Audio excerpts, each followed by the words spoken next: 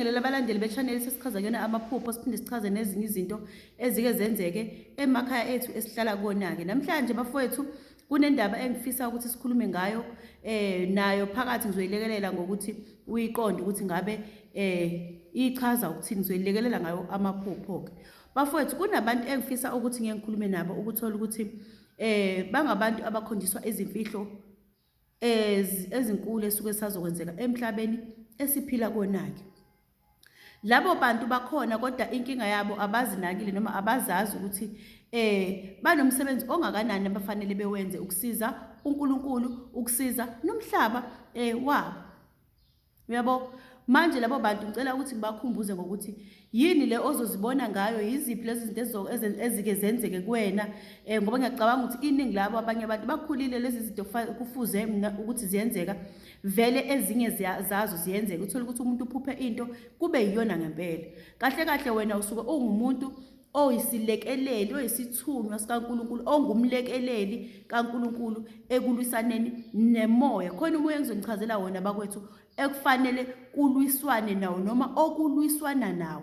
Manje lento lena abantu abayibona, abayiqondile ukuthi kahle kahle ukuba khona emhlabeni njengoba usaphila ngaphandle kokuthi usize umndeni wakho kuphela, kodwa uma usiza isizwe nawe ngomoya owakho udalelwe ukuthi uNkulunkulu wathi nawe uyosebenza ngawe, uyolwa ngawe, kusosizakala nomndeni wakho. Uyabona, manje lezi zinto bakwethu ngicela ukuyikhuluma ukuze sizikhumbule. Uyabona, ake ngikhumbuze laba bantu-ke abanjena-ke.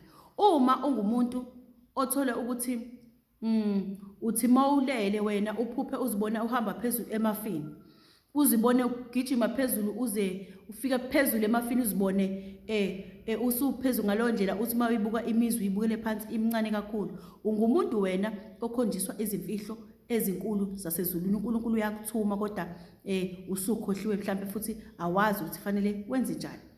Uzoba umuntu ojwayele ukundiza ndizele phezulu kwamadamu, ahambe ibanga elide ngaphandle nje ukuthi azakhathale, ahambe ibanga elide endiza phezu kwamadamu amanzi nje kanje, andize phezu kwemifula enamawa nezimpophoma namahlathi ajulile, lapho kungekho khona imigwaqo, lapho kungekho khona abantu, lapho kungekho khona izindlela, lapho kufika khona emaweni athize. Ubona ukuthi ubusufike endaweni ekude kakhulu, lapho kusekelwe khona umhlaba, lapho kukhona khona amafu athize akutshengisayo ukuthi njengalana manje akusekho muntu, sekwamafu phansi naphezulu. Uyabona, ngaleyo ndlela wena ungumuntu othunywa izimfihlo ezisuke zizokwenzeka emhlabeni. Kusuke kunomsebenzi ofanele wena uwenze lapho. Ngaleyo ndlela udaliwe waba kanjalo. Uzoba ngumuntu oziphupha ekhuluma namakhosi, ekhuluma nabantu abakhulu abaphethizwe, ekhuluma nabafundisi abakhulu abaphethizwe, elethelwa imibiko yabaphathi bamazwe bonke. Uthola ukuthi uzibone ukhuluma nomphathi wezwe elithize, kuxoxwa indaba ethize, ube khona lapho.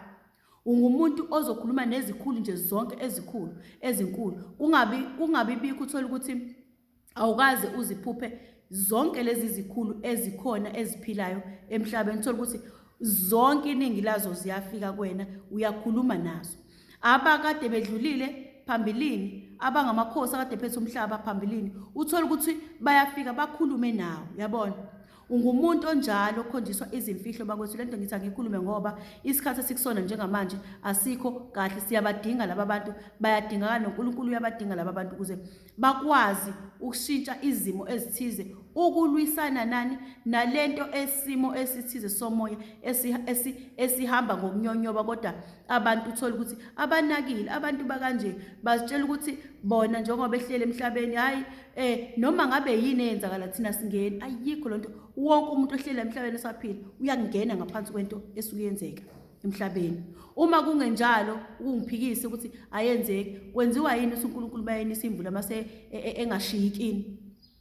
Yingoba yonke into esuke yehlela thina emhlabeni siphila isithinta sonke. Yingoba yonke into esuke ithinta uNkulunkulu nathi singabantu iyasithinta. Awukwazi ukusikhipha, awukwazi ukuthi usikhiphe uzibeke eceleni. Yingakho noma ilanga liphuma nawe uyalithola ilanga. Akukho lapho ethi umuntu khona angikaze mina ngizekele ngilizwe ilanga usiliyinhlobo kanjani. Ayikho ke lonto. Ngalo ndlela ungaziphiki ungazikhiphi ukhona ubali udinga ukusebenzisa umoya lo nawo uzukwazi ukuthi njani ukulwa impi ekhona bakwethu ngoba impi yona ikhona asifanele sizibeke eceleni uyabona fanele umoya lo wokukhonjiswa izinto ezinkulu ezifihlekile usebenzise uma unaloyo moya ngisaqhubeka ke nokuchaza futhi uzobona uzophupha inyanga Shimoni ayinyanga le ugobele uzophupha ilanga lele likhanyisela abantu uzophupha izinkanyezi uzophupha ubusuku uzophupha imini uzoziphupha zonke lezi zinto ezakhe umhlaba uzophupha izihlahla ngokuhlukana kwazo nangokuziqonda kwazo ukuthi lesihlahla sokwenza ukuthi lesihlahla sokwenza ukuthi lesihlahla senza lokhu uzoyazi yonke leyo nto uzokwazi izihlahla ezithize ezixhumana nomuntu ukuthi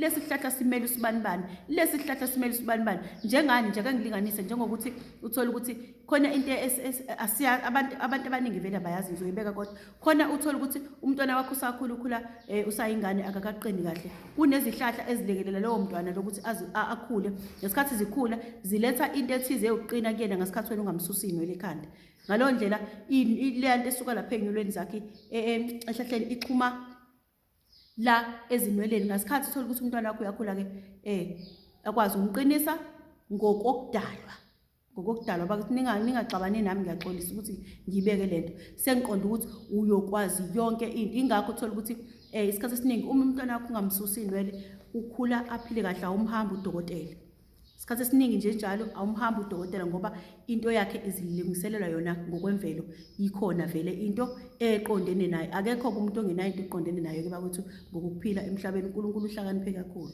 ngiqhubeke ke bafowethu uthola ukuthi uzophupha zonke lezi zinto esengishilo izinyanga nakho konke lokho imvula uzotshengiswa yonke into uzophupha inkungu uphuphe amaqhwa uphuphe uayisi eintabeni uzotshengiswa yonke into eyenzekalayo uzophupha amafu ngokuhlukana kwakhona uzophupha nje bakwethu yonke into eyakhele umhlaba uzophupha umhlaba unyakaza kuvuleka izisele kuvuleka uzoziphupha zonke lezo zinto okusho ukuthi wena ungumuntu ophathiswa izinto ngeke ngisakubala kweyingilosi bakwethu ukuthi uzoyiphupha kodwa futhi nazo yabona okusho ukuthi ungumuntu otshengiswa izimfihlo ezifihlakele zikaNkulunkulu ngeke aza kutshengise lonto mahala uyakuthuma ke dadewethu uyakuthuma ke bhuti ukuthi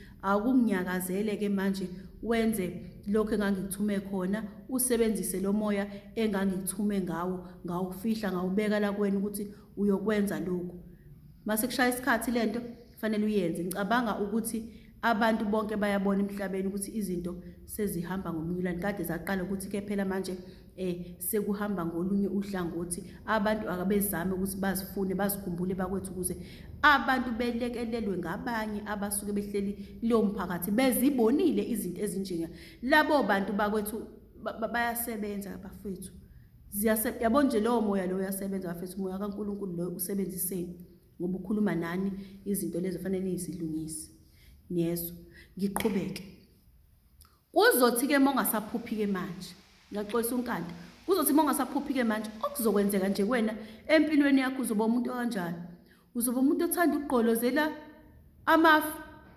ugqolozele izintaba ubone imibhalo khona emafeni uthanda ukubuka inyanga umoya mawuheleza ngisasho umoya lo ongaphakathi kuwena mawuvuka umoya ukuheleza komoya emhlabeni uzokutshela wena ukuthi lo moya njengoba uheleza uzoletha imvula ekugcineni lo moya njengoba uheleza uzoletha amakhaza lo moya njengoba uheleza kunesimo esithize kunengxoxo ethize ekhulunywayo kunomuntu othize osefikile endaweni ethize kunesimo yonke into eyenzakalayo bakwethu noma ngabe kuthiwa lini izulu uzoba khona into ekutshelayo kuba nemiyalezo ukutshela ukuthi la njengobona lemvula esiyenzeke kanje ingoba sekunyakaze ubani ingoba sekunyakaze into ethize kuzothi yonke into yakhona bafowethu uzotshelwa yonke into labantu abanalomoya ngicela mina ukuthi bawusebenzise bazikhumbule bakwethu ngaphandle nje ukuthi mhlawumbe unalomoya ukuthi uzosebenza abantu yenze lezo zinto.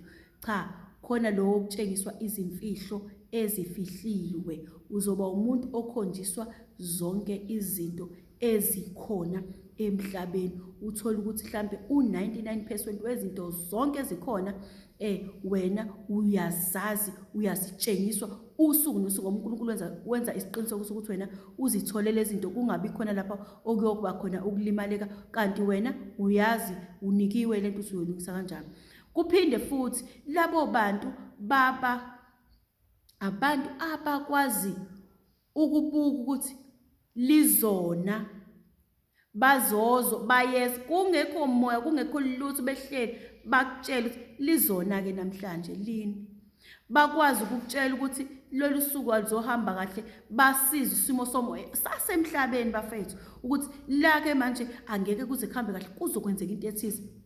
Iyenzeka, uNkulunkulu sekemtshela.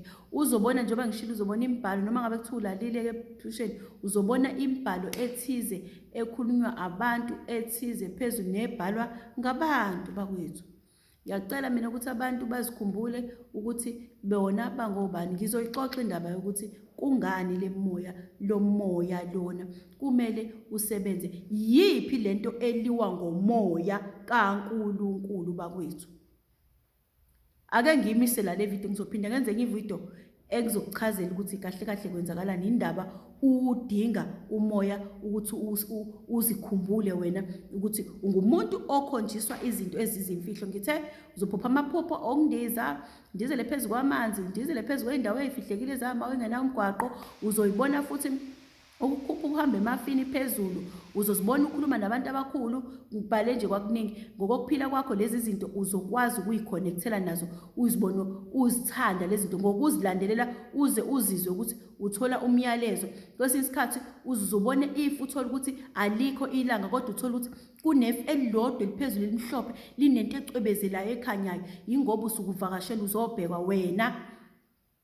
Uma ususiqonda lesi, nami uyaqonda ukuthi akusiyo umuntu lana owake waphila emhlabeni noma owake wazala owashona. Cha, yingilosi lo uzozifikela kuwena, ihlalise khona, isuke iye kwenye indawo, usuke uzobhekwa, uyafundiswa, uyatshengiswa ukuthi kuyoba khona isikhathi esithize bakusesizayo.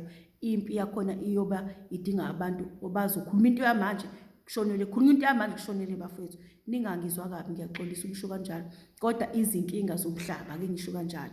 Namhlanje ngicela ukuma lapho, ngizophinde futhi ngiqhubeke nenye ividiyo ezokucacisela ukuthi kungani kuliwa nalento ukuthi abantu abazikhumbule bayazi. Ngiyabonga.